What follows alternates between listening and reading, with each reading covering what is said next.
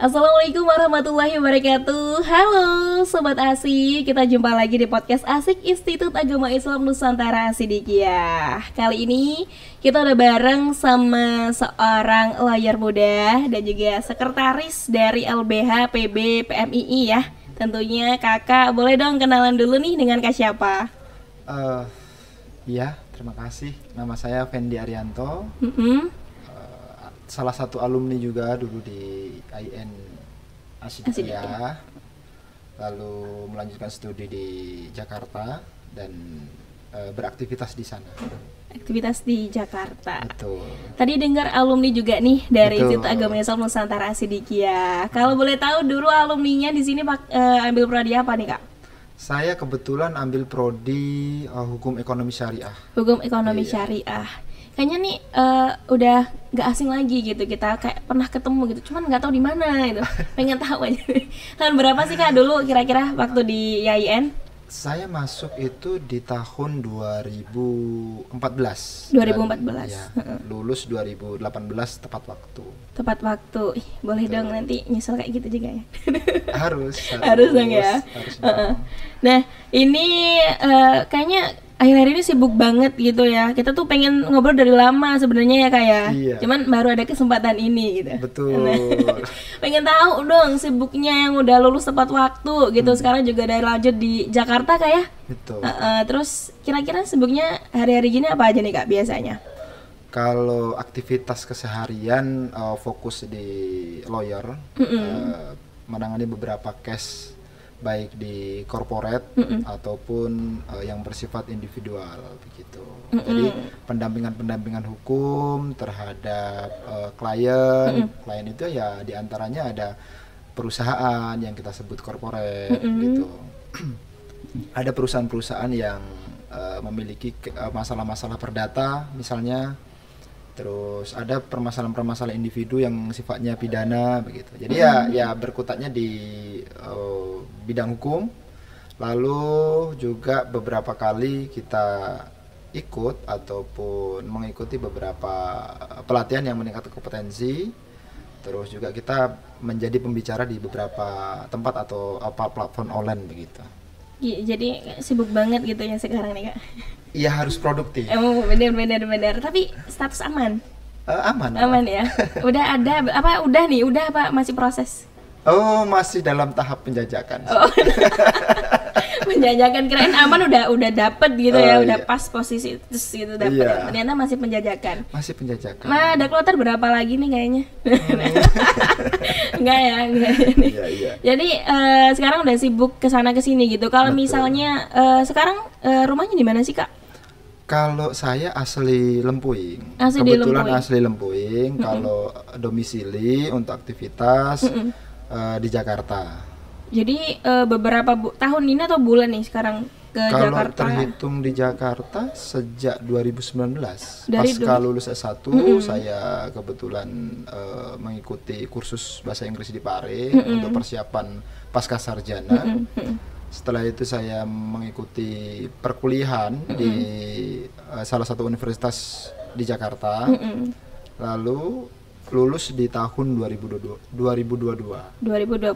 Betul. Terus sampai sekarang masih sering ke Jakarta juga. Memang di tinggal sana- di Jakarta. Tinggal di Jakarta. Betul. Di Jakarta juga di sana sendiri atau ada mungkin keluarga ikut juga gitu kan ke Jakarta? Di Jakarta saya sendiri, ya dengan sahabat-sahabat yang sedang berjuang bareng. Ya kalau sekarang masih sendiri, masih dalam tahap pencarian untuk menemukan. Seumur hidup itu lama ya. Lama dong. Jadi emang harus yang benar-benar gitu Harus ya. yang betul benar. Oke, nah Kak Fendi, ini Betul. tadi dari awal kita udah dapat sesuatu ya, Sobat Asik, ada buku nih ya tentang hukum kepailitan di Indonesia, analisis teori dan juga prakteknya, bisa dilihat. Ini Kak Fendi sendiri yang nulis ya? Betul, saya sendiri yang Jadi tadi udah lihat nih di awal juga masih muda, ternyata kita cuman selang 5 tahun ya kayak. Iya. Masih muda banget gitu Masih loh. muda. Dan udah lancar juga bisnisnya. Jadi tahun 2022 selesai pasca sarjana ya. Betul. Boleh dong Kak ceritain nih pengalamannya nulis buku ini berapa halaman nih Kak? sekitar 170 180 ya. Pengen tahu dong, kan kayaknya sibuk banget gitu ya, tapi masih sempetin waktu buat tulis satu buku gitu. Gimana cara bagi waktunya, terus juga kok bisa nulis buku juga gitu? Begini, kebetulan saya memiliki sebuah motivasi ya, lebih tepatnya kita sharing gitu. Kalau nama kita ingin terkenang, maka menulislah. Awalnya juga harus baca. Nah, jadi penambahan literatur dalam intelektual yang didapatkan oleh seorang mahasiswa atau aktivis, yaitu awalnya harus membaca. Nah, proses membaca ini dilakukan harus continue dari mulai kita S1 sarjana, lalu kemudian kita mulai masuk di pasca sarjana, juga dalam ruang-ruang profesi seperti lawyer pun juga dituntut untuk memiliki ketajaman dalam menganalisa sebuah permasalahan, dan itu harus melalui pembacaan yang utuh begitu.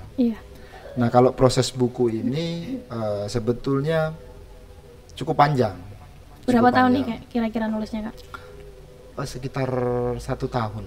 Cuma 1 tahun, nggak panjang dong ya. 1 tahun, lalu proses proofreading dan lain sebagainya dipercetakan begitu. Jadi kalau persoalan pembagian waktu ini saya tulis di setiap pagi. Setiap pagi. Jadi kita bangun, membiasakan sekitar pukul 4 sebelum subuh lah.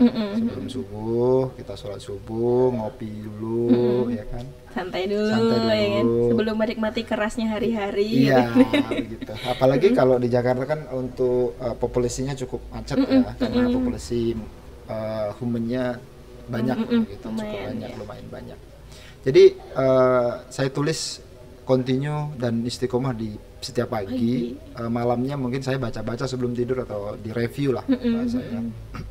Kebetulan kan memang fokus saya di kepailitan ya, kepailitan dan PKPU. Apa itu kepailitan dan PKPU? Kepailitan dan PKPU itu adalah bisa dibaca di Undang-Undang Nomor 37 Tahun 2004. Itu undang-undang tentang kepailitan dan PKPU. Kebetulan saya kok di beberapa case juga concern di situ. Ada beberapa perusahaan yang sedang mengalami pilot atau dalam masa penundaan pembayaran hutang atau PKPU itu. Maka dari review secara profesional itu saya akumulasikan untuk dijadikan sebuah karya begitu. Jadi bahasanya begini, sekali jalan 10 pulau terlampaui, tapi jangan untuk melampaui beberapa perasaan ya.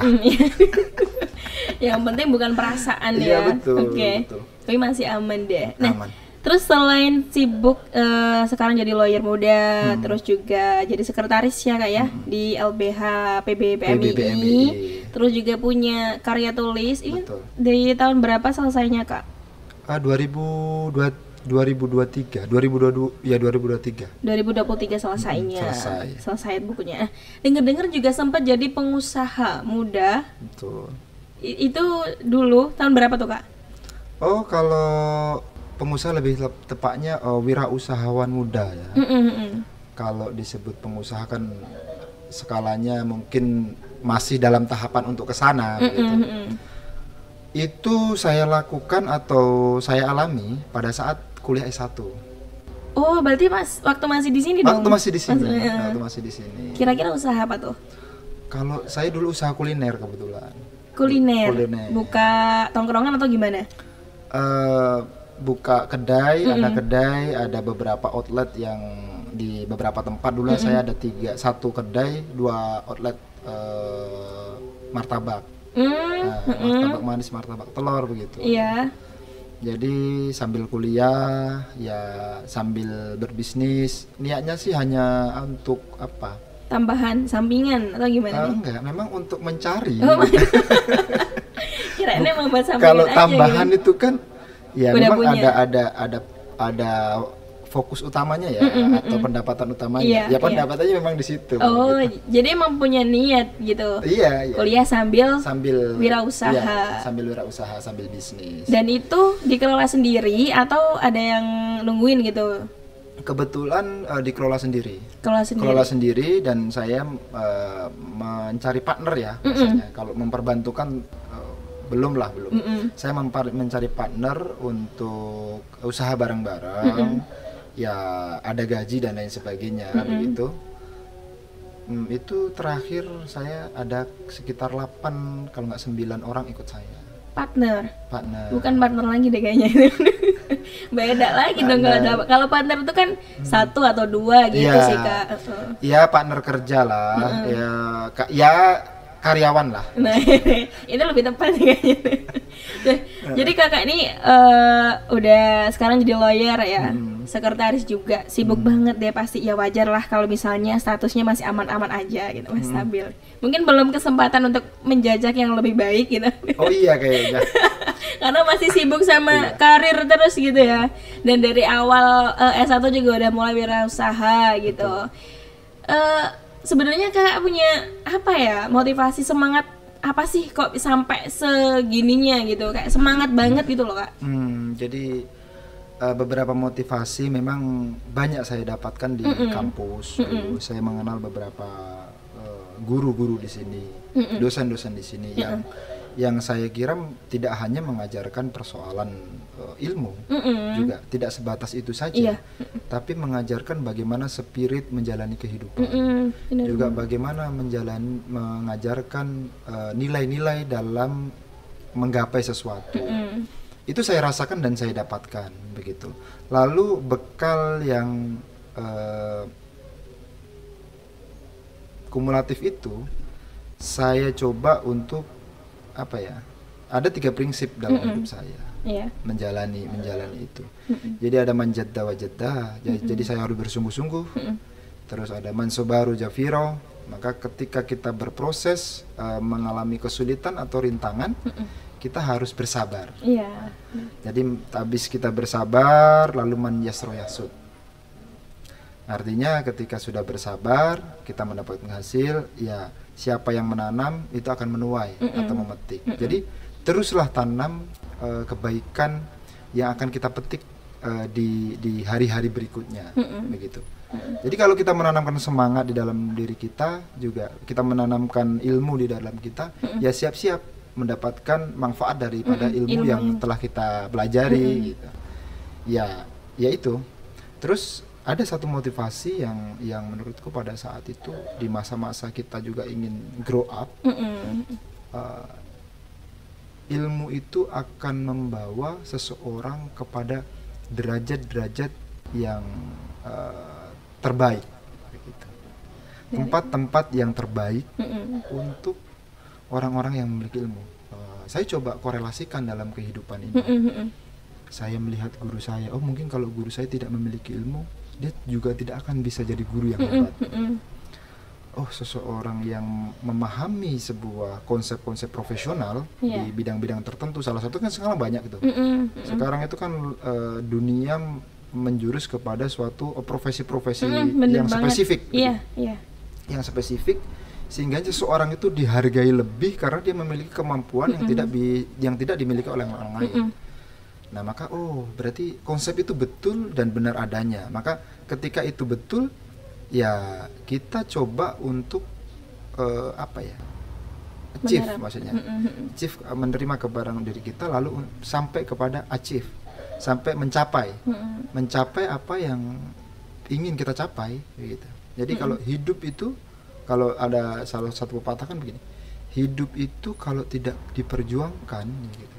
Ya apa arti hidup ya, gitu ya, kira-kira seperti kayak ya ketika S1 itu apa ya, perasaan jika tidak diperjuangkan, tidak disampaikan katanya, ya mana dia tahu. Begitu dengan mimpi, gitu loh. Kalau tidak diperjuangkan, ya kita tidak akan sampai kepada apa yang kita tujukan, gitu. Maka ungkapkan. Jadi emang kita, kalau aku nih Kak pernah dengar kata-katanya gini. Gimana? Hidup itu permainan. Terus? Maka dari itu kita tuh harus bisa mainnya. Kalau kita nggak bisa mainnya, kita nanti yang dimainin. Oh iya. Itu dulu ya. Sekarang besok ada launching lagi nih. Nah, jadi terus kalau misalnya semangat Kakak tuh sampai benar-benar bisa kuliah sambil wirausaha, itu nggak mudah loh Kak. Nggak mudah. ya, karena kuliah itu juga banyak tugasnya. Apalagi wirausahanya kan jualan. Tiap hari kan harus mikirin deh tuh modalnya, terus juga belum lagi kita beli bahan martabak tuh kan ya. Beli bahannya lagi gitu dan sebagainya. Kenapa kakak sampai segitunya banget punya apa ya tekad buat wirausaha sambil kuliah S1 lagi? Itu apa sih kak? Yang paling dorong banget gitu sampai bisa segitunya mau banget gitu jualan sambil kuliah gitu, walaupun kan banyak partnernya nih akhirnya gitu, tapi kan pasti ada sesuatunya gitu. Iya, lebih tepatnya seperti ini, Mbak. Ketika positioning diri kita di suatu keadaan yang memaksa diri kita untuk bertumbuh melalui tekanan ya, artinya melalui tekanan ya, kalau kita nggak nyari duit ya nggak bakal bisa ya dong. nggak bakal bisa. Iya. Tetapi saya tidak menyandarkan sepenuhnya kepada sebuah finansial ya. Finansial itu wasilah ya. Wasilah katakanlah ya kuliah perlu uang. Untuk dapat ilmu ya perlu kuliah. Ya kan? Itu suatu circle yang memang kita harus jalani, jalani. Kenapa semangat ya? Karena pertama perasaan dan keinginan, tekad untuk mandiri secara finansial. Lalu pada saat itu 2013 saya mulai merintis sendiri, terus jualan sendiri, lalu merekrut satu karyawan. Habis setelah itu kita ajarin itu ya karena kita mau kuliah, supaya nanti kalau kita kuliah ada yang menunggu, ada yang bantu kita gitu. Lalu sempat mengalami ya namanya bisnis naik turun ya, namanya usaha itu kan naik turun. Tapi kuncinya adalah sabar tadi. Kita harus sabar, harus istiqomah karena gini, sesuatu yang menurut kita itu besar dan sesuatu yang kita yakinin akan memberikan kekuatan kepada diri kita, begitu. Jadi saya pikir mungkin kenapa kok sekuat itu, karena saya dulu kebetulan juga boleh dicek ya di kampus, saya juga aktivis begitu di kampus, saya juga mengikuti di BEM, terus saya juga di ekstra kampus saya juga ikut beberapa organisasi begitu. Karena saya meyakini saya akan mendapatkan leadership yang cukup, leadership yang saya butuhkan di kemudian hari, dan itu saya rasakan sekarang. Jadi memang waktu kuliah itu memang masa-masa dimana ya kita menempa diri kita. Contoh begini, kalau saya memiliki prinsip pada saat itu, mumpung saya masih muda, mumpung saya masih usia segini, saya harus push nih diri saya. Kita kan tahu, kita harus tahu kapabilitas kita itu sampai mana, terus apa yang ingin kita capai, alat ukurnya seperti apa, terus metodenya untuk mencapai itu seperti apa. Nah, kalau saya hukum pada saat itu ya saya harus fokus di dunia hukum. Instrumen apa saja yang ingin saya dekati, apa yang jelas pada saat itu ya membaca, melihat realita lapangan sebagai kalau bahasa agak aktivisnya ya agent of control lah. Ya beberapa persoalan begitu. Jadi sebetulnya yang memberikan semangat itu ya tekad begitu. Tekad ingin kita mencapai sesuatu, ingin mencapai hal-hal yang menurut kita yakini itu baik untuk masa depan. Ya kita harus melalui prosesnya. Tidak bisa langsung sampai seperti ini ya. Tidak bisa. Harus jadi satu-satu dulu gitu. Satu-satu dulu. Oke. Kak Fendi Arianto SHMH. Kakak dulu kan juga alumni di sini ya. Betul. Alumni Hukum Ekonomi Syariah. Hukum Ekonomi Syariah. Terus sekarang juga kan kakak udah sibuk jadi lawyer muda. Pengen tahu juga dong kak, perjalanan kakak tuh buat sampai jadi seorang lawyer muda itu kira-kira gimana? Bisa sampai jadi lawyer muda gitu. Jadi untuk jadi lawyer itu kan ada aturannya sendiri di undang-undang advokat. Itu ada aturannya, dan ada beberapa organisasi advokat yang juga masuk dalam aturan itu untuk menyelenggarakan yang namanya pendidikan, lalu pengangkatan yang nantinya akan disumpah di pengadilan tinggi. Singkat cerita, 2019 saya masuk Jakarta. dulu itu 2019 masuk Jakarta, karena kenapa keputusan masuk Jakarta itu, dulu ada dua hal, dua kota yang ingin saya tuju. Yang pertama Jogja, yang kedua itu Jakarta. Kenapa Jogja? Jogja adalah ekosistem pendidikannya adalah kaum akademisi. Kalau Jakarta ya jaringan ada di situ, pendidikan ada di situ, kerjaan ada di situ. Saya memutuskan untuk memilih Jakarta. Dan kebetulan dulu juga beberapa mentor-mentor, guru-guru juga menyarankan dua kota itu untuk menjadi tujuan begitu. Tapi setelah istihoroh atau apa nih Kak, kok bisa milih di Jakarta? Apa ya? Padahal kan banyak nih, menurut saya tuh malah banyak orang yang kalau misalnya lanjut perguruan tinggi itu ke Yogyakarta. Karena kan Jogja kan dikenal sebagai kota pendidikan ya, kalau nggak salah. Nah, kenapa Kakak malah milihnya ke Jakarta? Nah, kenapa saya? Nah, ini nyambung dengan pertanyaan sebelumnya sebenarnya. Saya memang sengaja untuk ke sana. Nyambung dengan pertanyaan sebelumnya. Jakarta itu adalah, saya coba dicek di salah satu ini kota metropolis. Yang semua orang ada di situ. Semua suku ada di situ. Jadi untuk berkembang di dalam diri kita itu lebih terpacu, lebih kuat. Nah, itu menjadi dasar kenapa saya memilih Jakarta. Lalu profesi yang ingin saya ambil adalah profesi hukum, yakni sebagai lawyer. Maka Jakarta adalah pilihan yang rasional, yang rasional. Karena di sekeliling Jakarta, di Jabodetabek ada beberapa perusahaan-perusahaan yang internasional, baik multinasional ya. Belajar secara praktisnya lebih banyak begitu, lebih banyak. Jadi memilih kota Jakarta ya karena itu. Terus proses 2019 saya lanjutkan, proses 2019 saya masuk Jakarta, saya magang di salah satu kantor hukum. Yang kesemuanya itu mayoritas ya teman-temannya dari kampus-kampus besar. Di situ saya juga belajar, magang beberapa bulan, lalu mengikuti PKPA, yang namanya PKPA, pendidikan khusus profesi advokat. Setelah mengikuti pendidikan profesi advokat, kita ikut yang namanya UPA, ujian profesi advokat. Ada ujiannya juga? Ada ujiannya. Setelah ujian, lalu nanti secara khusus ada namanya wawancara. Wawancara untuk terkait pendalaman materi atau gimana? Pendalaman secara etik profesi, etik profesi advokat. Habis setelah itu kita dinyatakan lulus. Kalau sudah dinyatakan lulus, kita mengikuti yang namanya pengangkatan dari organisasi advokat. Setelah mengikuti pengangkatan itu, lalu kita disumpah, bukan disumpahin ya? Iya, disumpahin, dijanjiin. Melakukan bukan dijanjiin, apa bukan. Ya? Dijanji. Iya, dia disumpah ya. Dijanji lah, biasalah.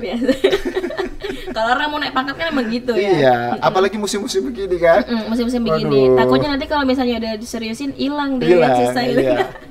Iya.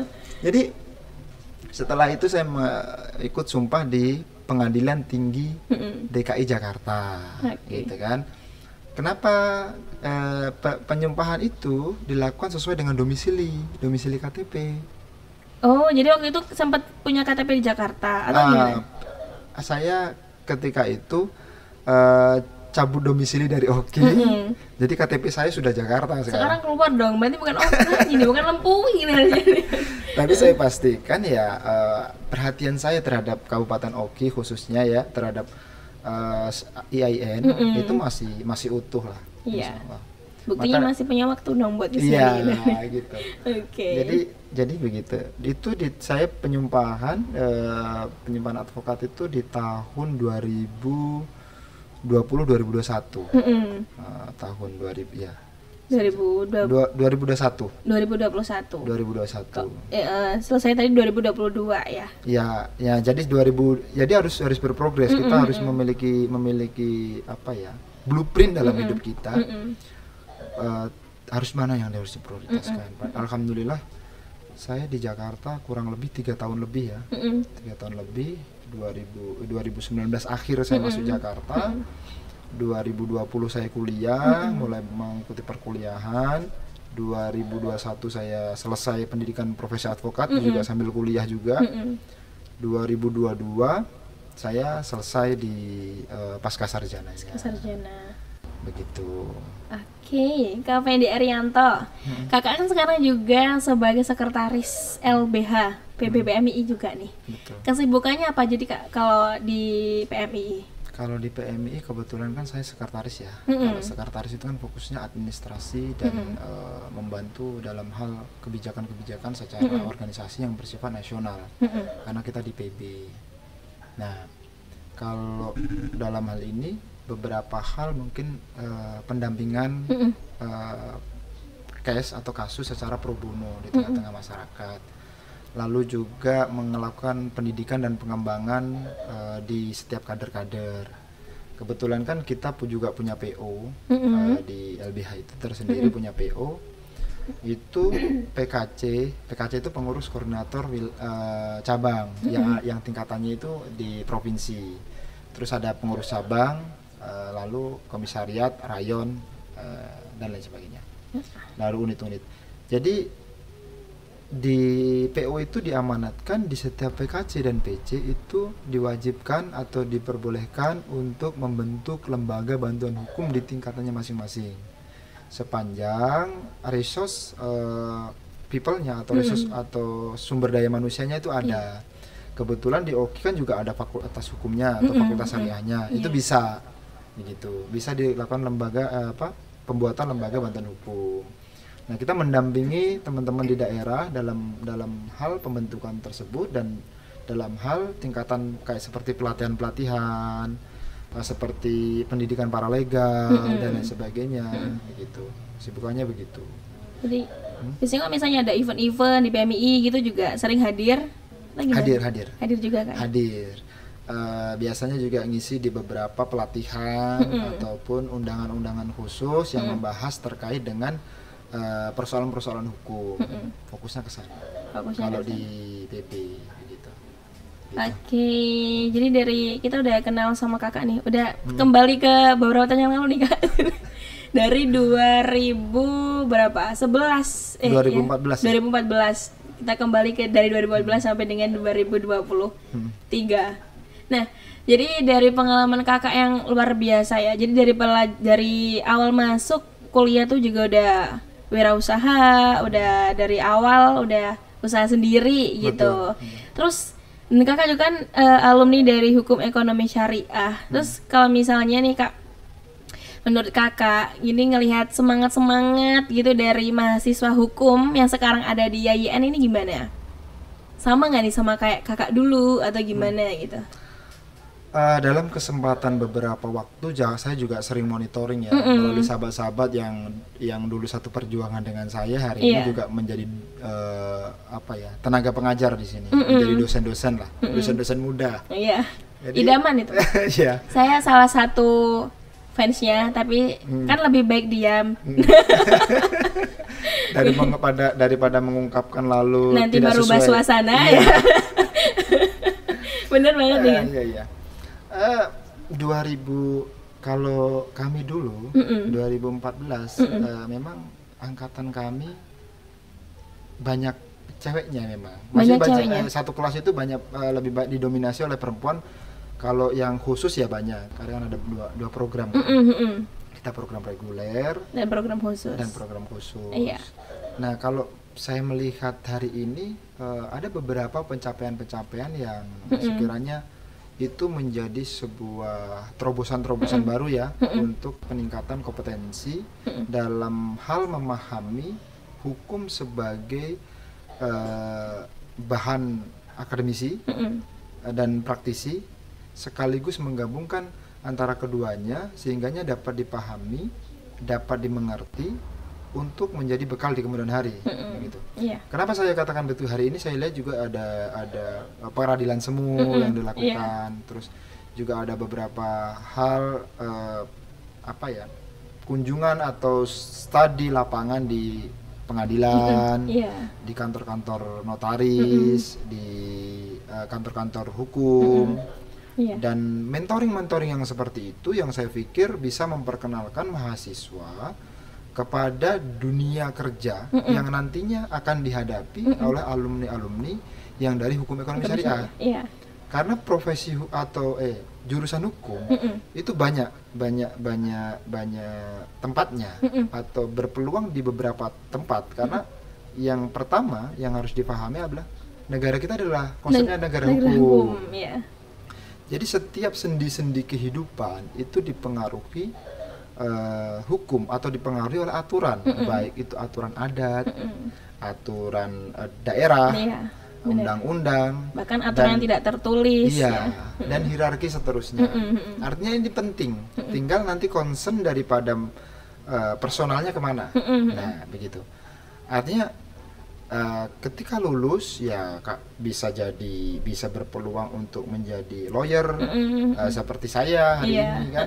Bener masih merintis di dunia praktisi hukum. Terus bisa jadi akademisi yang nantinya juga harus melanjutkan studi S2.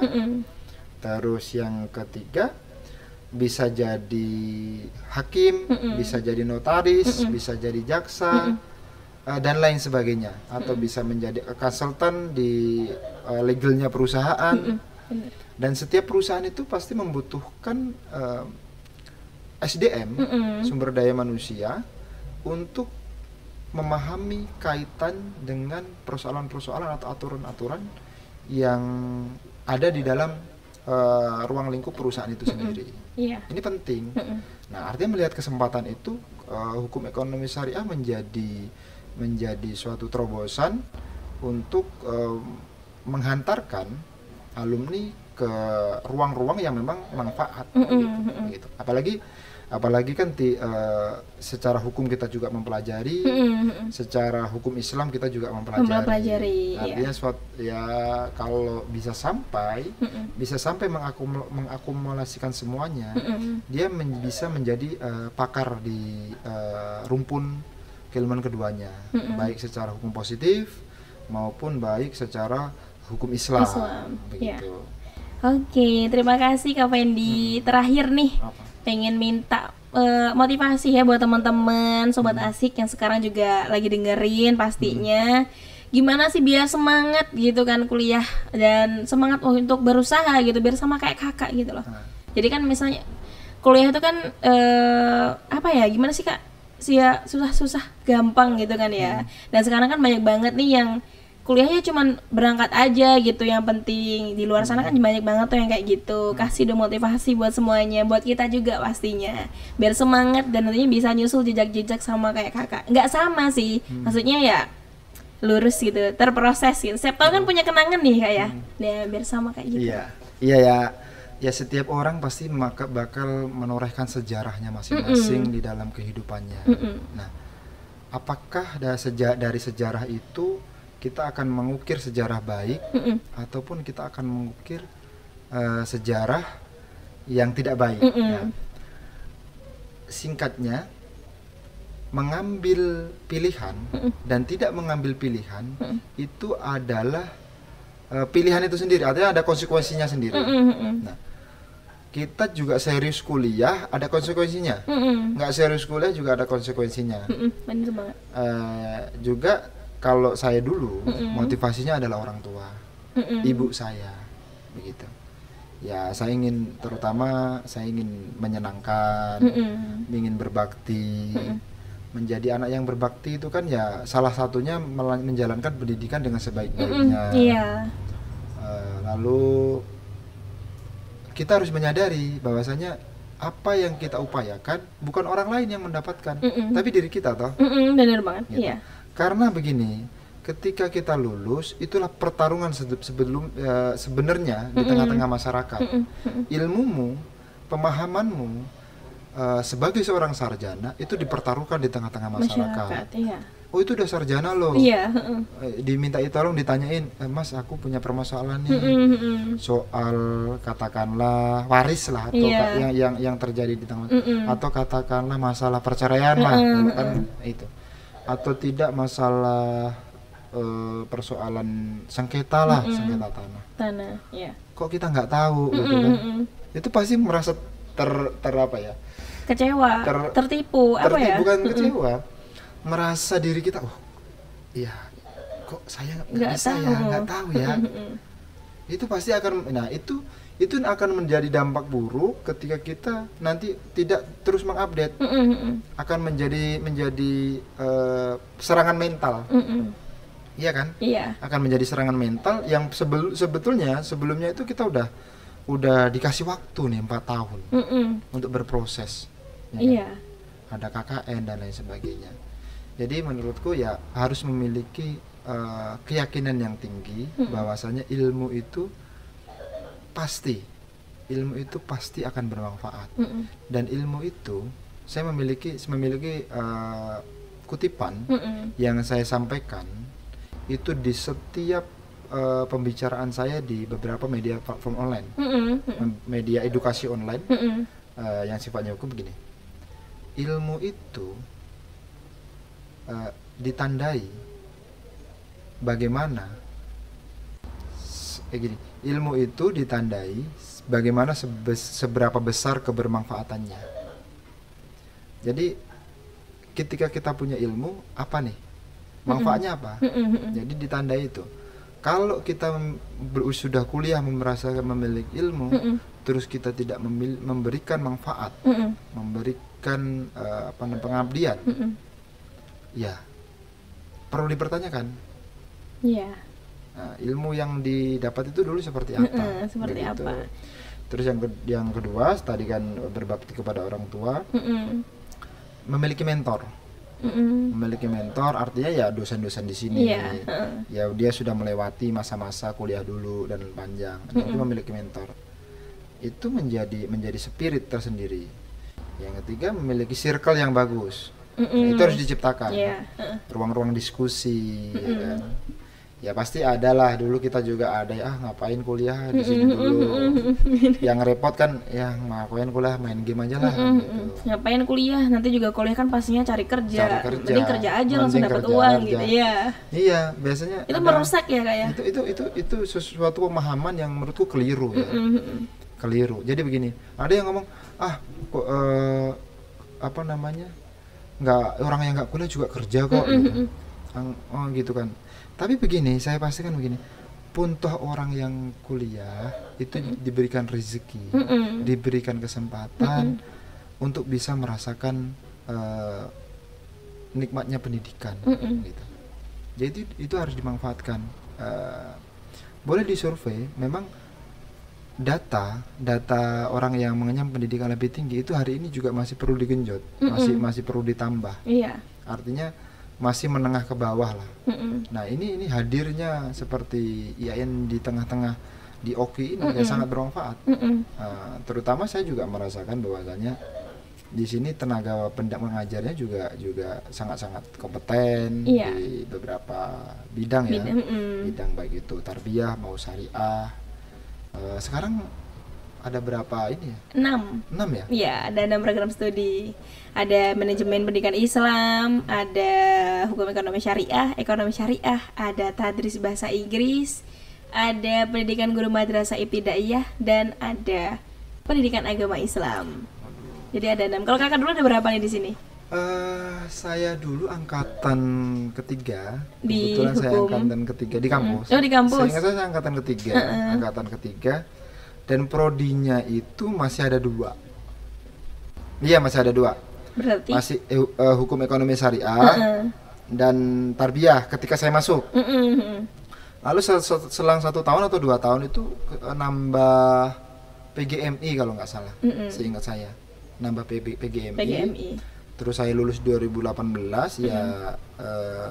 Saya memantau cuman nggak sejauh itu ya. Sekarang alhamdulillah katanya udah ada 6 atau berapa dan akan nambah lagi ya kan. Nah itu suatu kemajuan. Itu yang saya sampaikan. Sampai udah alih status juga. Iya, seberapa besar kebermanfaatan ilmu itu ditandai bagaimana laju perkembangan daripada lembaga pendidikannya juga begitu. Jadi saya optimis dan saya yakin untuk sahabat-sahabat yang atau adik-adik yang hari ini sedang menempuh pendidikan di sini, I believe you can do it. Saya yakin kamu bisa. Oke. Bisa dalam artian bisa memberikan karya, bisa memberikan terobosan-terobosan dalam kaitan ruang-ruang diskusi dan kajian, penambahan skill secara masif, secara baik. Jadi budaya itu harus diciptakan, terutama budaya baca. Iya. Membacalah maka kamu akan melihat dunia. Menulislah maka kamu akan dikenang oleh dunia. Nah, itu. Maka harus membaca, setelah membaca baru menulis. Ditulis. Mendengarkanlah maka kamu akan mendapatkan hikmah dari perjalanan hidup orang lain. Dan berceritalah, berdakwahlah, maka kamu akan memberikan manfaat kepada orang lain. Jadi itu harus seperti itu. Kehidupan ini gitu ya Kak ya kuncinya. Iya. Jadi membaca, terus kita juga membaca agar kita melihat dunia. Kita menulis agar kita dilihat oleh dunia. Kita mendengarkan agar kita bisa melihat ya seperti apa cerita dari orang lain, dan yang terakhir kita juga harus bercerita atau berdakwah, menceritakan hal-hal yang baik kepada orang lain. Yang pasti karena kalau hal baik itu bisa bikin semangat. Kayak ini sekarang kita juga pasti punya semangatnya nambah 55% sampai 99% setelah mendengarkan cerita dari Kakak. Terima kasih banyak Kakak ya pengalamannya. Sukses terus pokoknya. Kalau misalnya pulang ke Lumping mampir lagi ya boleh. Boleh. Biasanya kalau misalnya pulang nih berapa waktunya Kak? Kalau misalnya di sini gitu berapa hari, atau kalau misalnya nempat di Jakarta gitu? Oh, saya tentatif, tergantung kebutuhan dan keperluan ketika kita sedang turun atau pulang. Kalau Lebaran ya agak lama sih, Lebaran agak lama. Tapi kalau pulang sebentar, mungkin 1 hari 2 hari saya berangkat lagi. Itu nggak pernah lama. Urusannya selesai saya harus berangkat lagi. Iya, gitu. Jadi ini saya cuma 2 hari di sini. Iya. Karena kemarin ada acara atau gimana nih Kak? Kebetulan ada acara. Ada acara, salah satunya ya kita kangen sama orang tua. Yang kedua kalinya memang ada acara, adik-adik PC PMII sedang pelantikan. Lalu kita juga sambung silaturahmi dengan sahabat-sahabat di sini, begitu. Agendanya begitu. Harus silaturahim. Iya, agar tidak terputus. Yang penting jangan 100. Yang penting jangan dulu 100 dong ya Kak ya. Oke, terima kasih untuk Kak Fendi Arianto. Doain juga bisa nyusul ya Kak, nyusul suksesnya. Harus. Iya. Biar nggak beda jauh gitu. Perjalanannya gitu. Oke, terima kasih Kakak. Jumpa lagi pokoknya. Untuk Sobat Asik juga terima kasih yang udah stay tune dengerin kita di podcast Asik Institut Agama Islam Nusantara Sidikiyah. Untuk semuanya juga salam sukses dari kampus kita tercinta. Wassalamualaikum warahmatullahi wabarakatuh. Waalaikumsalam.